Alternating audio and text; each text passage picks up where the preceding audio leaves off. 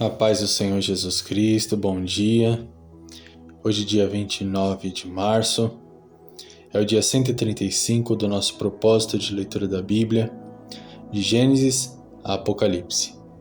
A leitura de hoje se passa pelo livro de Esdras, capítulos 8 ao 10. Então, no dia de hoje, nós encerramos o livro de Esdras e amanhã nós vamos começar um novo livro, o livro de Neemias.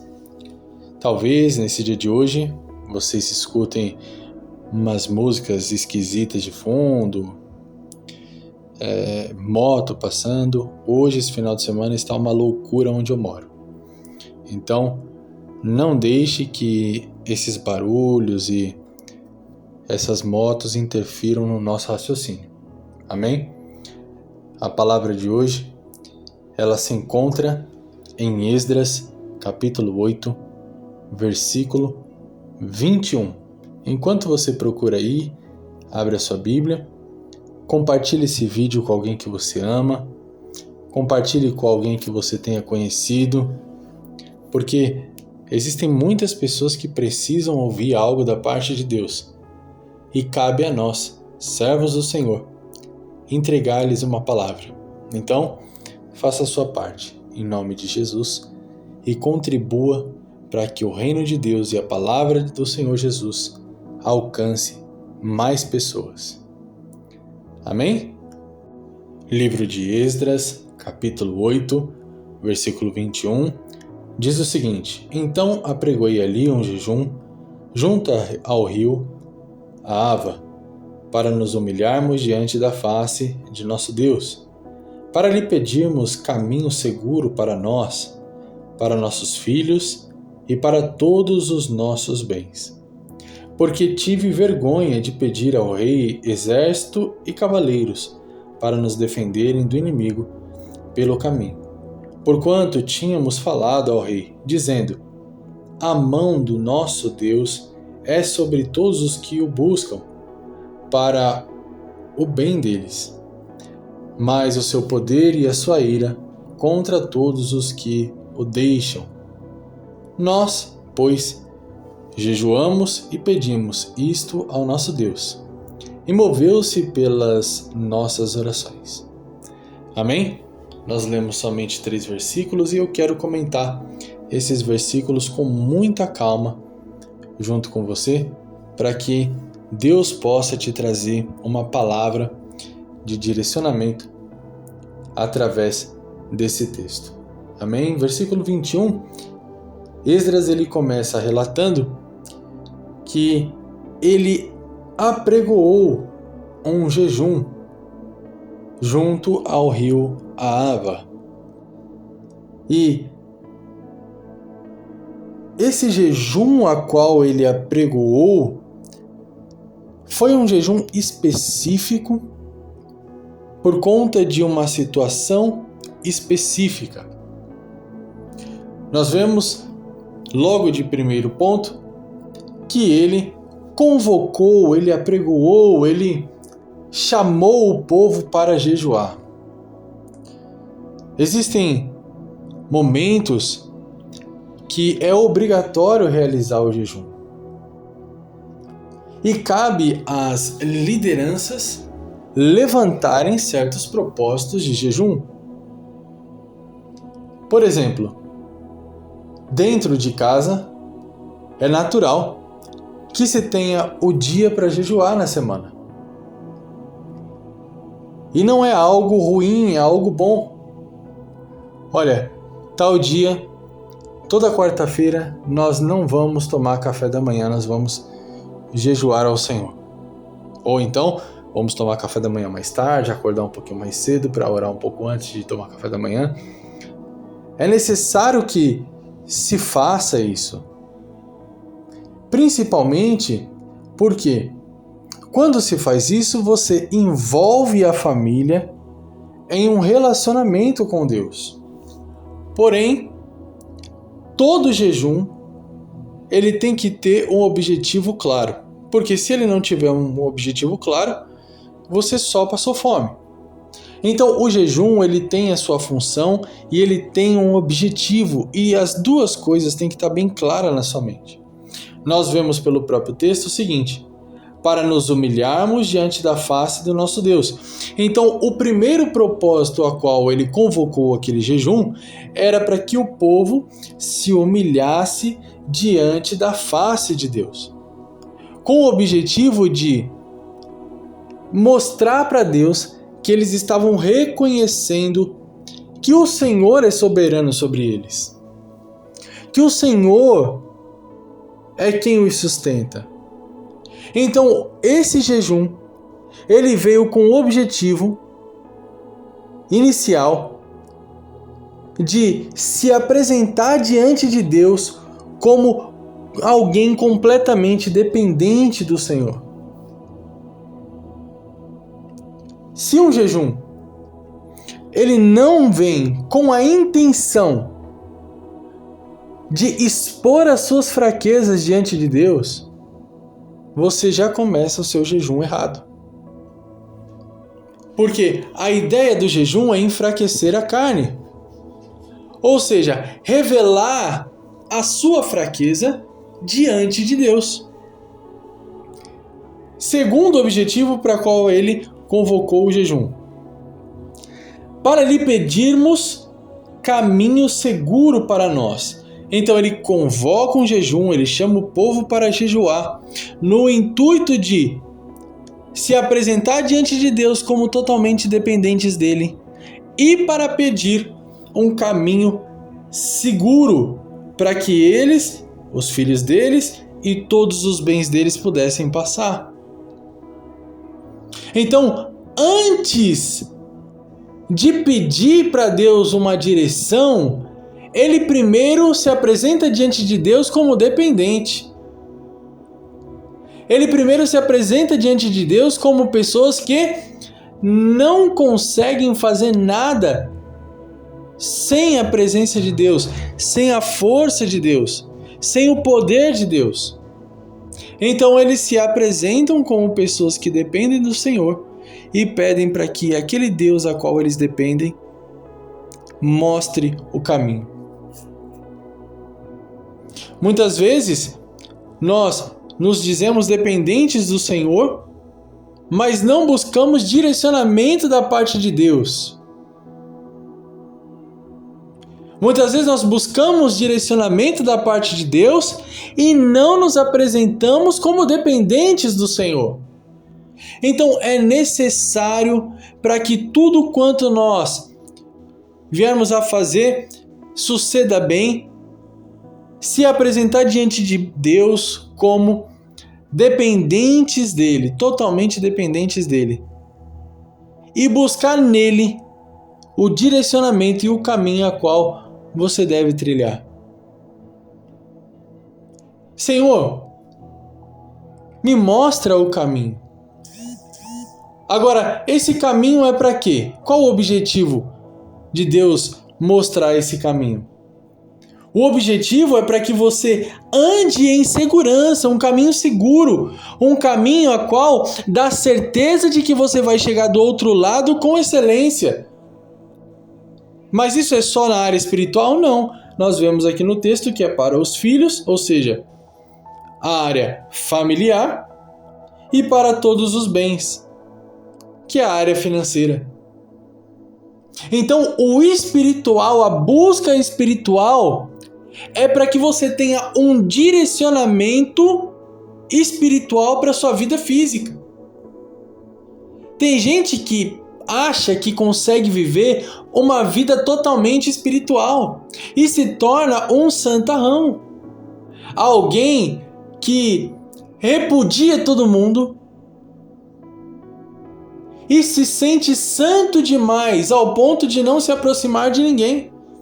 E no final das contas, o Senhor Jesus, ele caminhou com os pecadores. Ele se assentou junto com pecadores e ele pregava para os pecadores. Ele não cometia o pecado das pessoas a qual ele estava pregando. Mas ele se aproximava dessas pessoas para poder pregar. Então o Senhor nos chama para ser testemunha dele dentro da sinagoga, sim ou não? Não. O Senhor nos chama para ser testemunha dele dentro da igreja? Não. O Senhor nos chama para ser testemunha dele em todo o mundo, até os confins da terra, pregar sobre ele a toda criatura. Então o Senhor nos chama para trazer o pecador ao arrependimento, e você só traz o pecador ao arrependimento se você conseguir conversar com ele, conseguir testemunhar sobre Jesus para ele. Agora, se você critica todo mundo, se afasta de todo mundo, cria uma bolha de proteção na sua vida, você não está vivendo em santidade, você está vivendo em religiosidade. Por quê?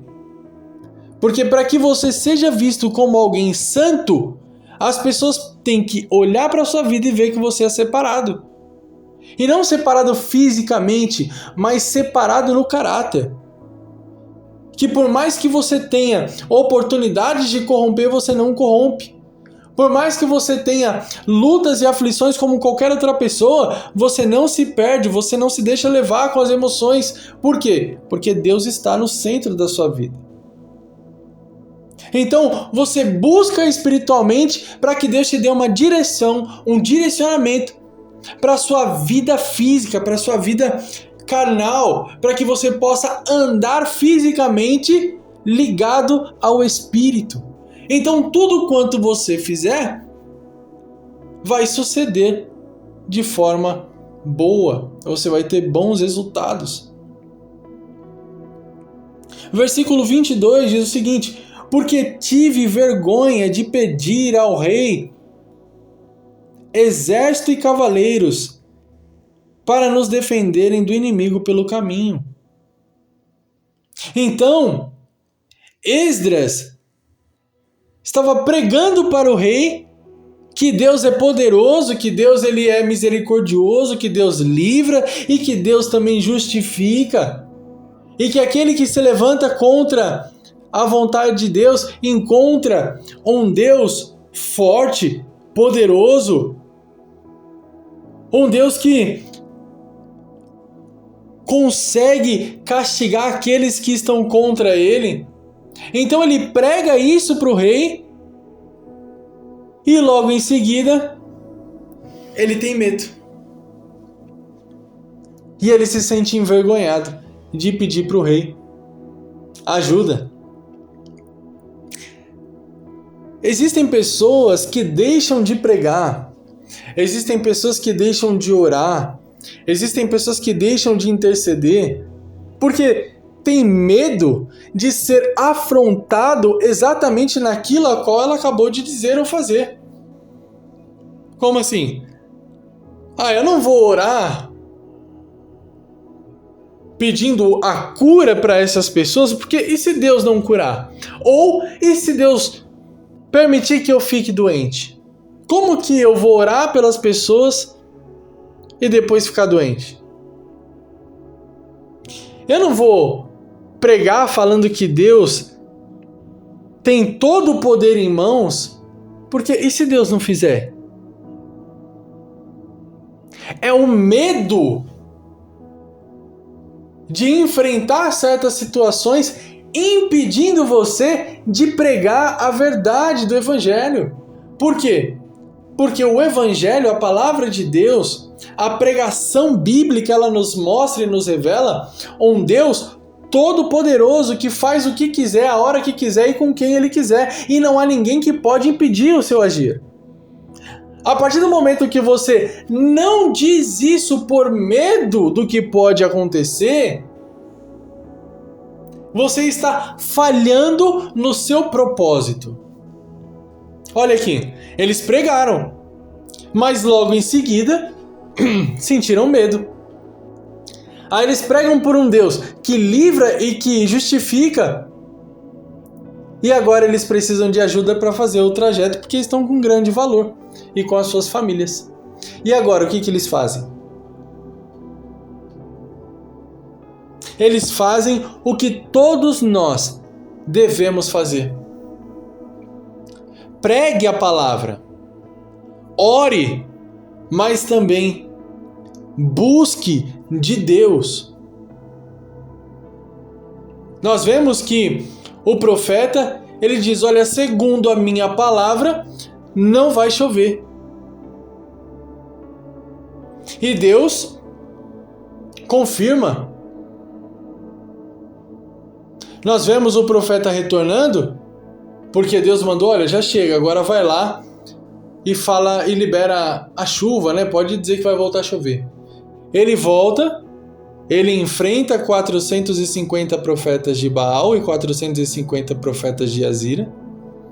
Ele mata todos esses profetas, 900 profetas,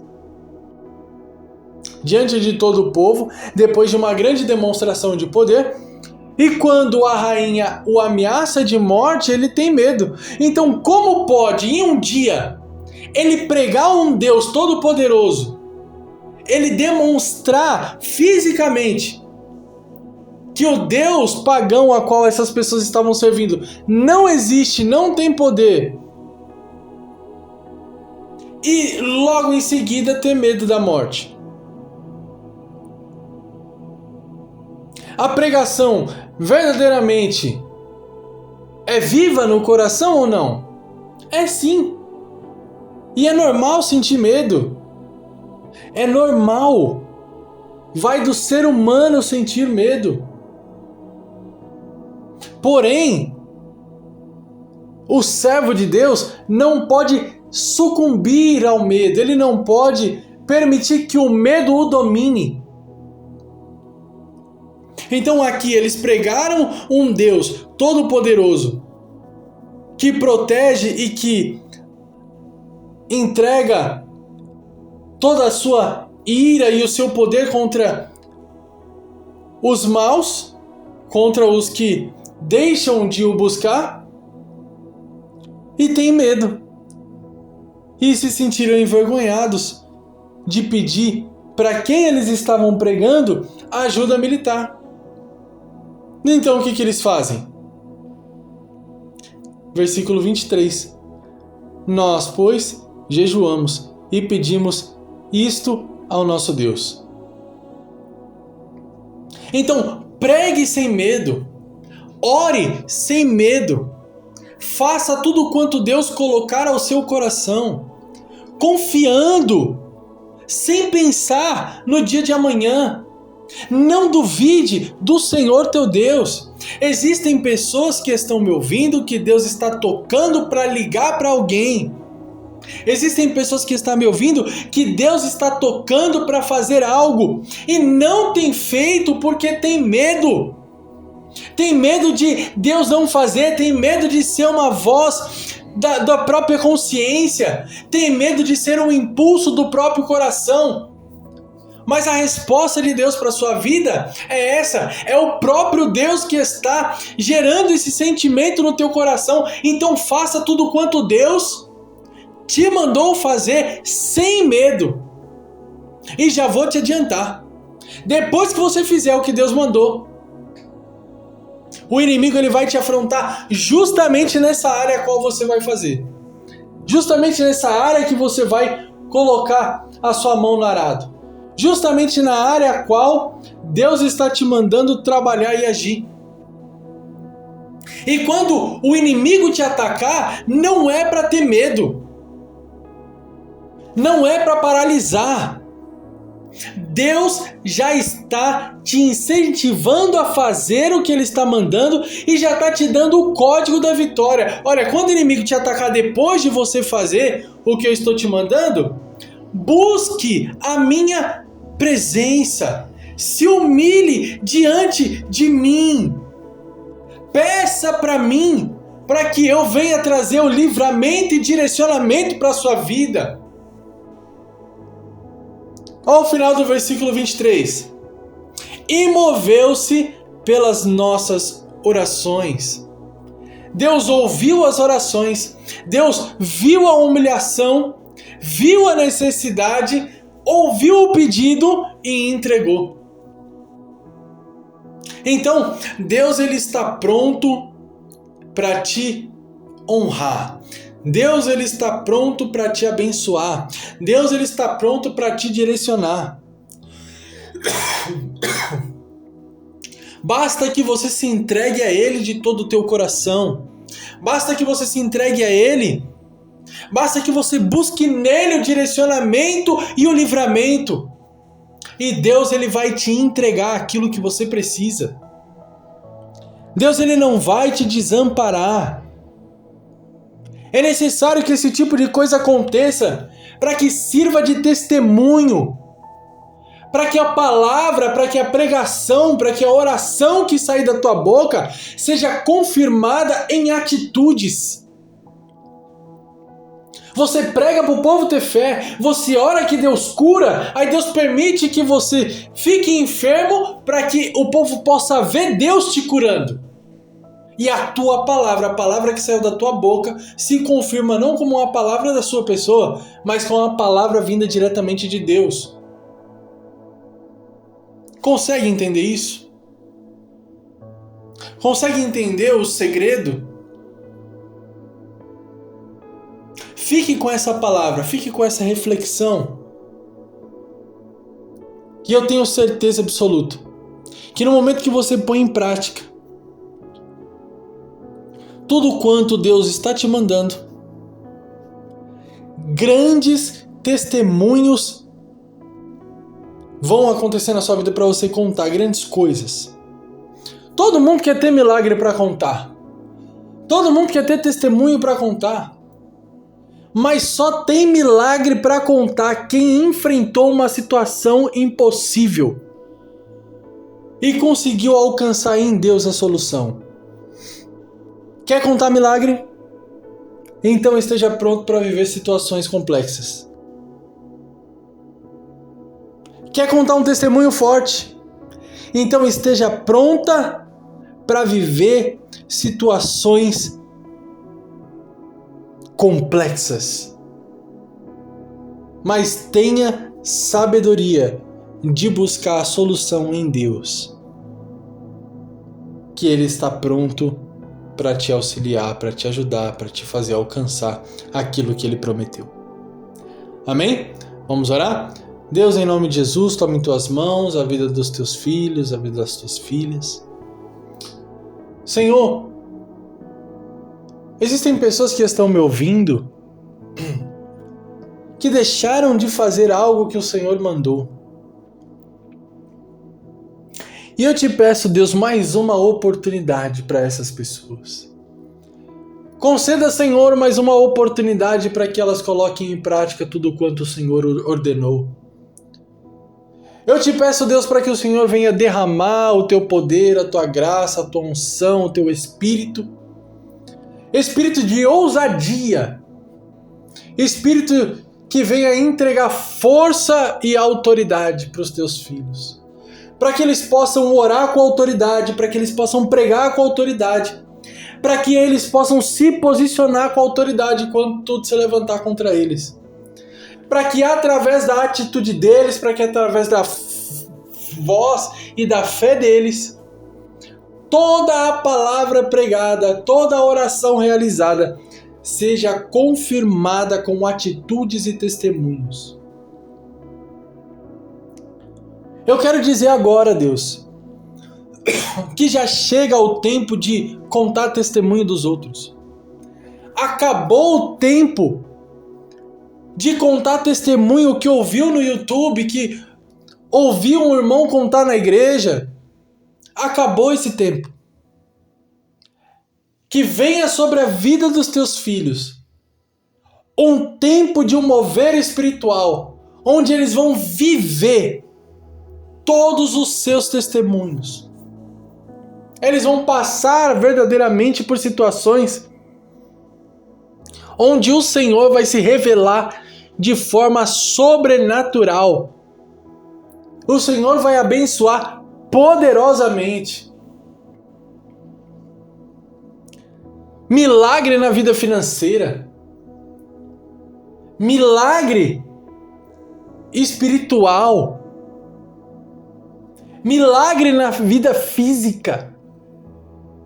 Eu tenho certeza absoluta, Pai, que a partir do momento que eles se posicionarem e realizarem tudo quanto o Senhor ordenou,